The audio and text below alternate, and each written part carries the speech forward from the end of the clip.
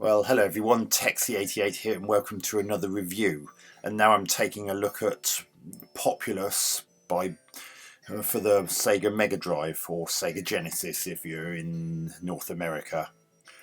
Released by Bullfrog and Electronic Arts in 1990. It had previously appeared on the 16-bit computers, the Commodore Amiga and the Atari ST. And those versions helped to popularise what are known as God games. Effectively, you play as God and try and guide those who are loyal to you to try and fend off enemies who are trying to take over your land, basically.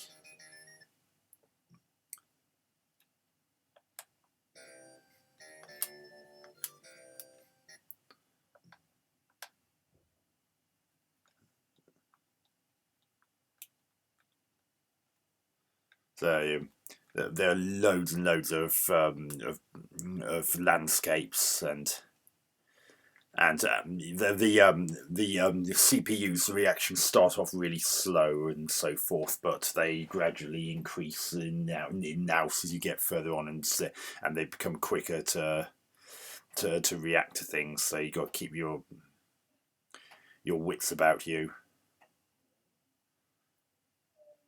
And you can see each person starting off with 3 humans in their settlement, and it gradually grows, and you get all these godlike powers. And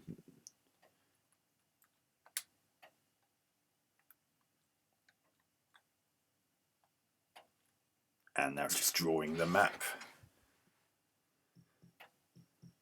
And the cross on the map in the top left corner is telling you whereabouts what part of the map you're currently viewing. You can use these to navigate your way around.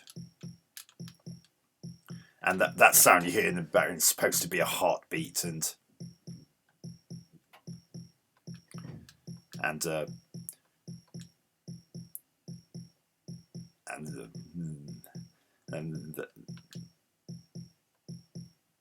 what you try and do is you try and raise and lower land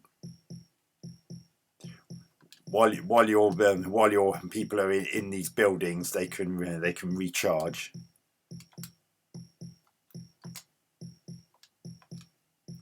So I'm just raising land.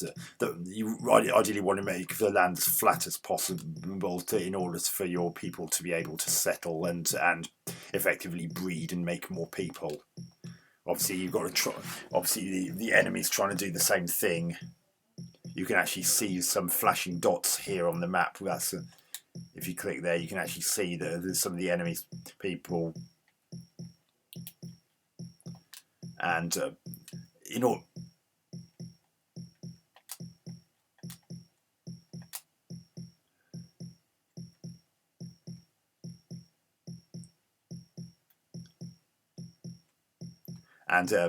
you may be wondering what this is here. These are the different godlike skills that you can get. However, there's this arrow along this slide bar that represents how much godly power or mana you currently have. I can't select any of these at the moment because I don't have enough mana. You basically gain mana by having doing well in the game, having lots of having more people, and basically having an advantage over your opponent. So I just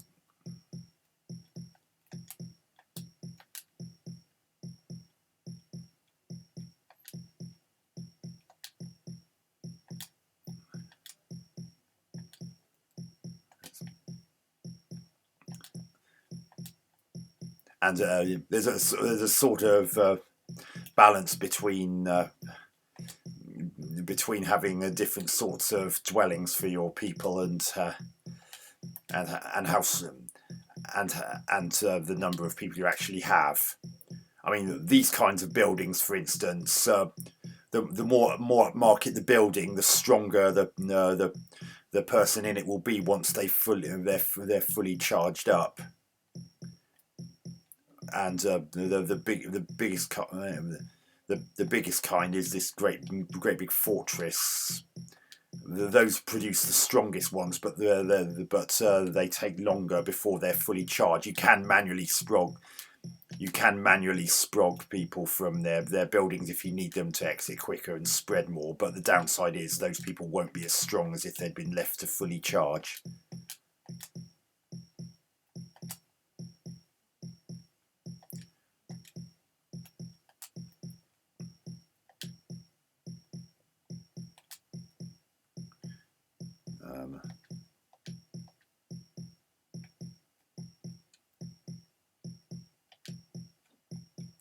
Have to admit this. I don't know whether there was ever a mouse made for the Sega MegaDrive, but being able to use a mouse in this would have made it a lot easier.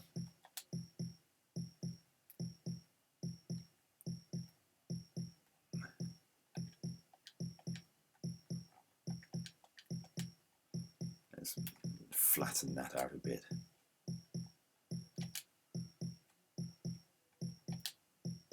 So, you know, my mana's nearly at the point where I can do an earthquake. So, you know, that's one of those fortresses I was telling you. That's the best type of dwelling you can have for a person. Those produce as I said, those produce the strongest types of people once they're fully charged up. But as I said, the downside is it takes longer for them to exit before them, and of course, if there are any enemies in the area, they can basically attack.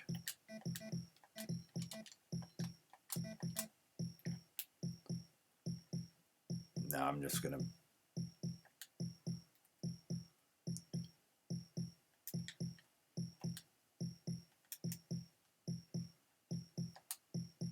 Oh. Now that character there's got the Papal Magnet. It's pretty much the leader.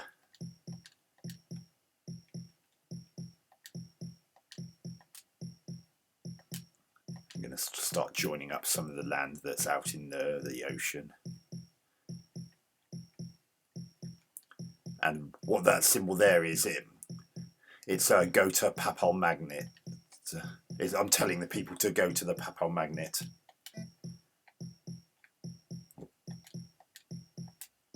Papal Magnet, I'm not quite sure how it's pronounced. I'm never going to place the Papal Magnet. Well, I've just placed the Papal Magnet. I think it might be Papal actually, but that gives you some degree of control over your people. Now I'm just going to get everyone to settle in. That's not an angle, that's a flag.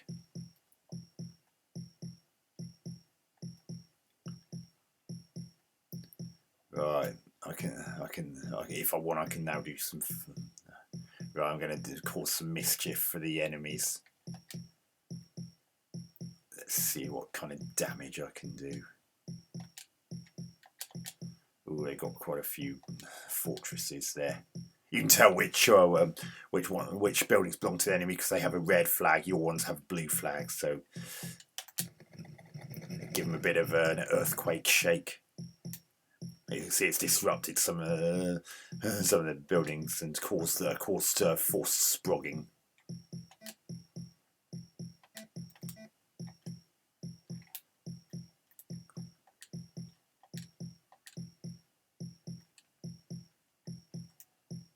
I can't.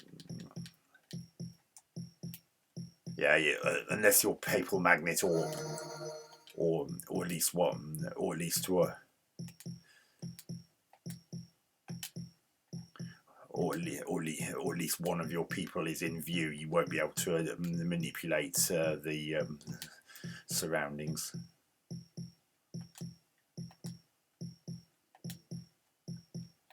I have to admit, I wish they could have picked a better sounding sound effect for the heartbeat. If you listen to the one in the Amiga version, for instance, it sounds so much more convincing as a heartbeat.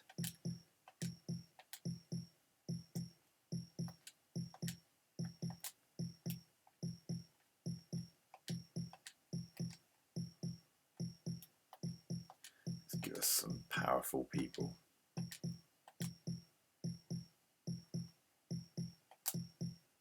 Oh.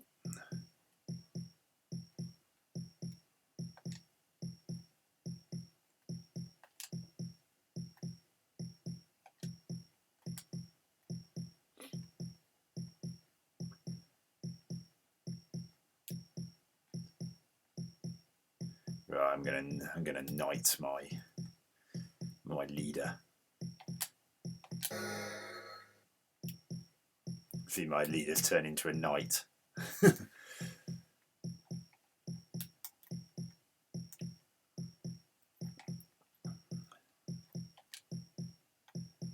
now have to do a bit more joining up of land. And basically the knight is just going to go on a complete rampage and attack all and sundry in terms of enemies that he or she comes across. See, until he actually came into view, I couldn't manipulate any land.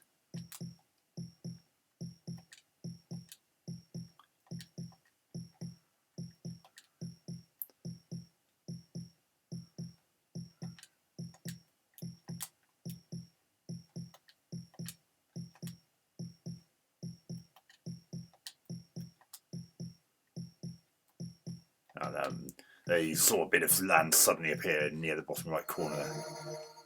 Here we go, he's going to cause some carnage.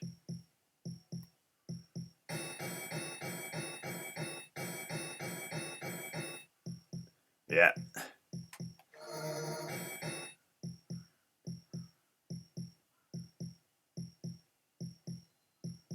So he's just going around attacking all and sundry and destroying buildings. Oh, that's their leader. The one, that skull-like thing is their papal magnet.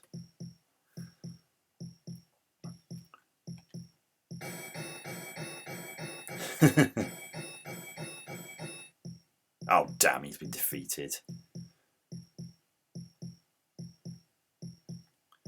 Oh well.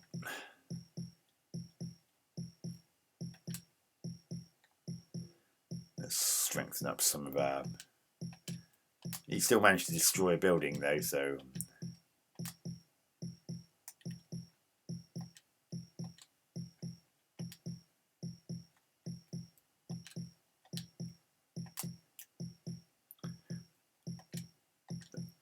I believe Populous was quite a success because it did get a sequel.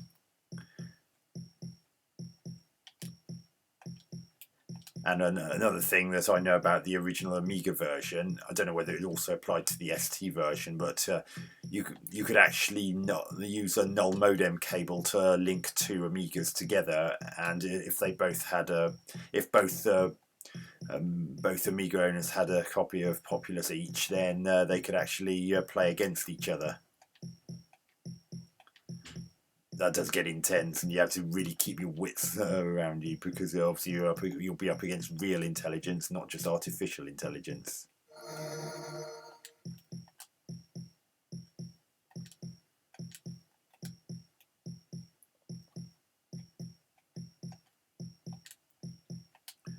I still think this is quite a clever game, especially for one that originally came out in the late 1980s.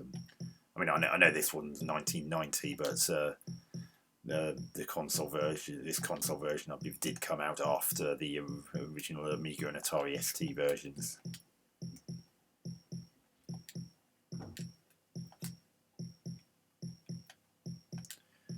So basically, the game ends when one of the two teams is completely wiped out. Let's get some attacking going on.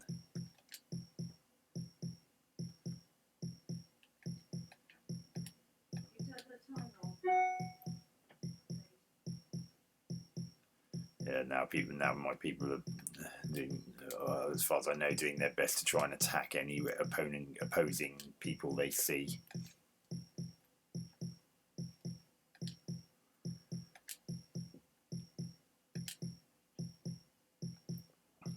Actually, what I'm doing, I shouldn't be helping them. See, look, we're right next to each other now. There's one of their two buildings, and there's one of mine. Because, as I said, my ones have the blue flag, and theirs have the. And see, I defeated that guy, so I took over his establishment.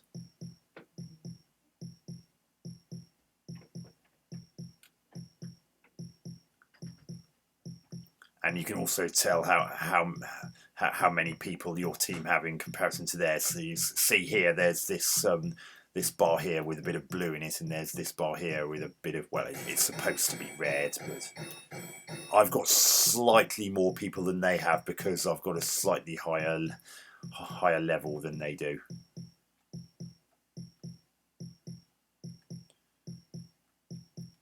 I'm going to see if I can cause some mayhem now. I've got enough mana to do a volcano.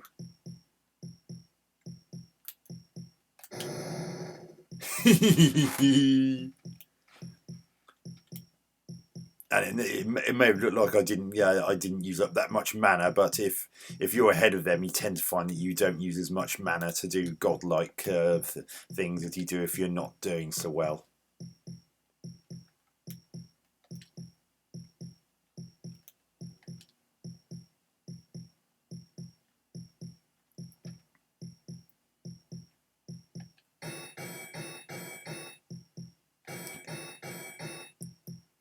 I'm starting to win some fights here.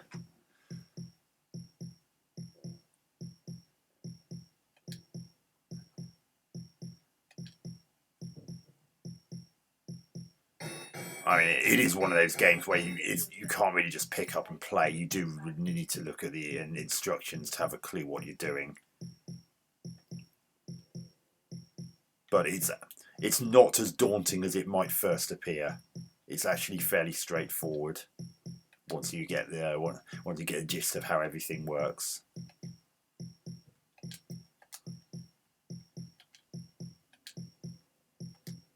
I mean, if you do particularly badly and you end up with that mana arrow going all the way over to the left, you won't even have enough mana to raise and lower land. By the way, my character just tapped his foot until that enemy soldier was close to him, and then decided to whack him one.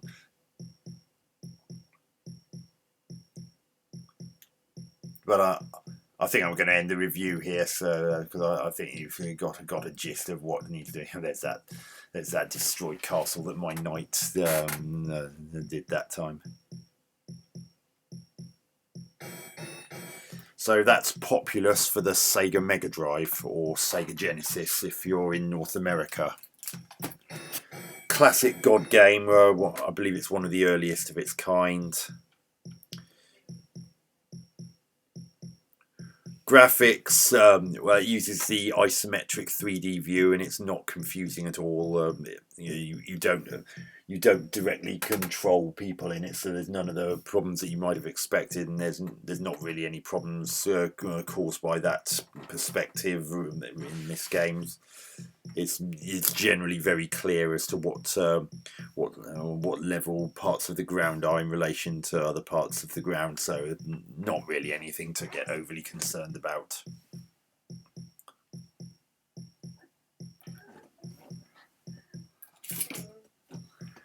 So you might be wondering what these are here. Clicking on that allows you to find out where your papal magnet is. So that if you hear a battle going on, then you can click straight on this and go, and the viewport will take you straight to where the battle's happening. And if you've got a knight, you can click on that to find out where your knight is. Obviously, you don't have one here. Yeah, we hear you very loud. Those clangs you just heard there. Had I been quick enough, I would have been able to click on that and be taken straight to where the battle was happening. But because I wasn't quick enough, I couldn't do that. So I'm going to click there and place the papal magnet and put it. Oh, I need a leader.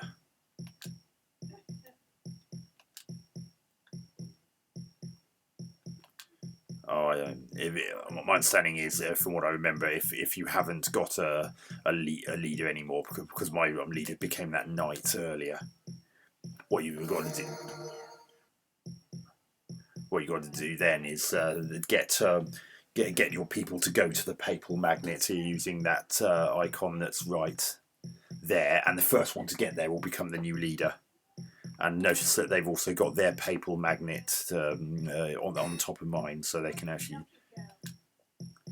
So now I've got a leader, I should be able to place the papal magnet somewhere else. And I'd have. Oh, now they placed theirs there as well.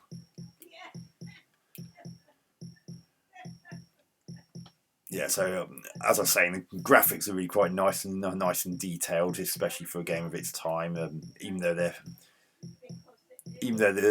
buildings are fairly small by today's standards, they're clear and concise, and you can make out all sorts of different things about everything, and you can even see little details like little windows and so forth.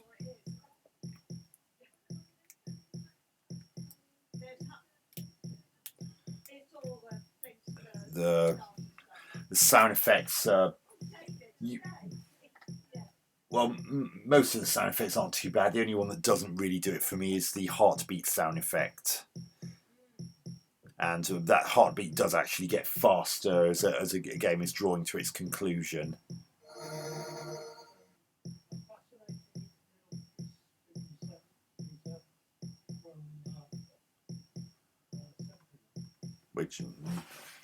Which is a shame, because I kind of think they could have chosen a better sound effect for that.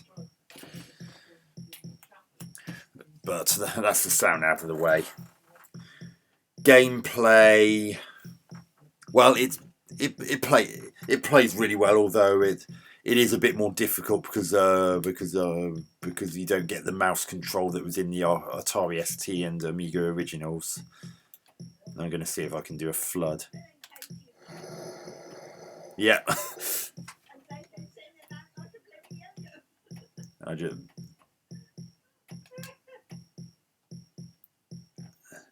So you just saw the flood. You have to be a bit careful about that, because if you've got too many things on your lower level, then you'll wipe out your own team as well.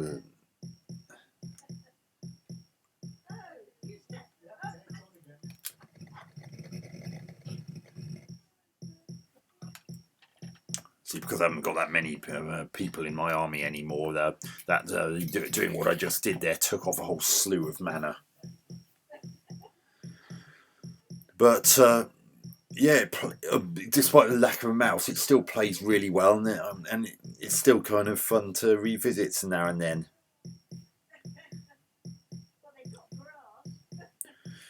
So I'll give Populous on the Sega MegaDrive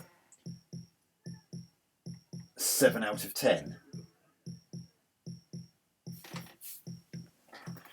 So anyway, I hope you enjoyed this review. Catch you on another one soon. Texie88 out.